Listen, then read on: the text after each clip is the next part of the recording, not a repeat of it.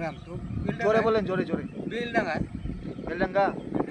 কতগুলো বাড়ি রয়েছে? দেড়শো দেড়শো দুশো মতন।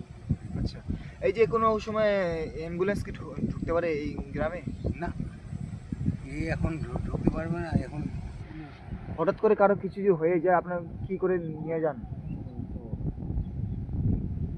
রিক্সায় ভ্যানে টোটোয় টোটো চলাচল করতে পারে এই যে কাদা মাটির মধ্যে? কম ঠেলে পেলে নিয়ে যাই। এটা কি রোডের মাঠের মাঝখান দিয়ে গেছে রাস্তাটা? হ্যাঁ কত কিলোমিটার হবে? ওই তো দূরে আর দিক থেকে আসে। ঠিক আছে।